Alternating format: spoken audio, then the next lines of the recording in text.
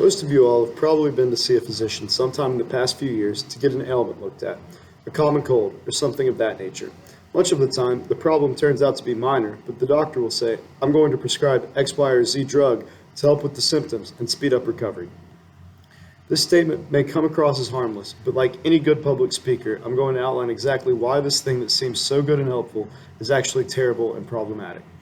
The overprescription of common drugs, ones that the vast majority of the modernized world has likely consumed at some point, has led to a quietly dangerous problem: antibiotic resistance. I must interject here with a disclaimer. I am not giving this talk today with the purpose of telling my audience, whomever it may be, that antibiotics are completely bad. Simply, I am just making a call for moderation.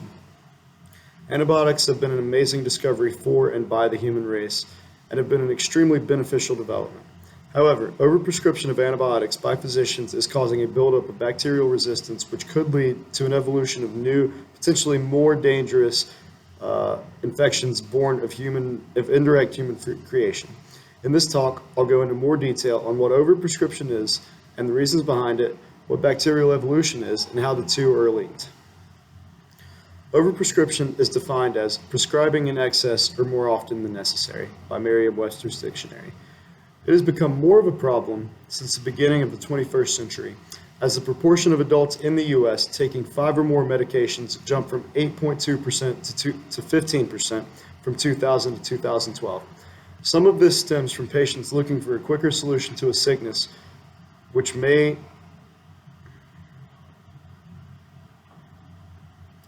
not always be the best option. This is why we see a sharp spike in the prescription of antibiotics during cold and flu season, despite these being viral infections oftentimes.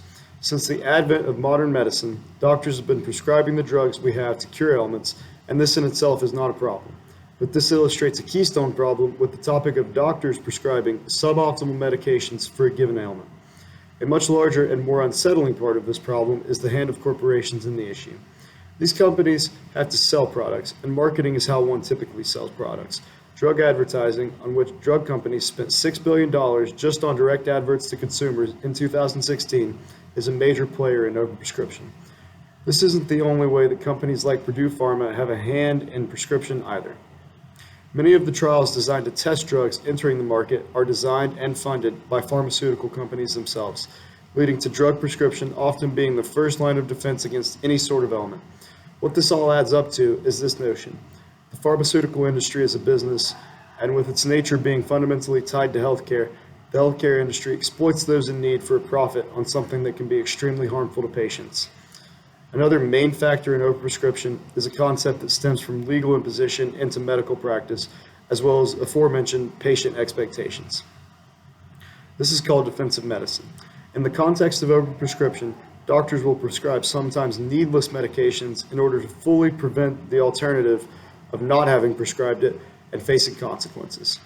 Were that to happen, the court of public opinion would likely deem the doctor negligent. This is the way of the current legal system, yet it lends the medical system to unnecessary prescription of drugs that may be unneeded and costly. Defensive medicine is a very real and extremely prevalent problem, especially in the private sector. Gallup and Jackson Healthcare conducted an observation in 2010 which found that between 73 and 92% respectively of private sector physicians admitted to practicing defensive medicine. On the flip side, approximately 160 new emerging infections caused by bacteria have been discovered in the past 70 years. As living organisms, bacteria evolve and reproduce based on which specimens among them survive the conditions which they live in at the most simplistic level. Evolution and natural selection respond to pressures, and the pressure in the scope of this discussion is that of antibiotics.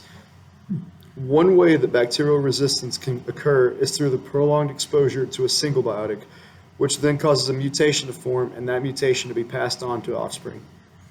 The more common way in which bacterial resistance happens is an already existing resistant gene being present, which can cause the bacterium in possession of this gene to be able to survive antibiotics.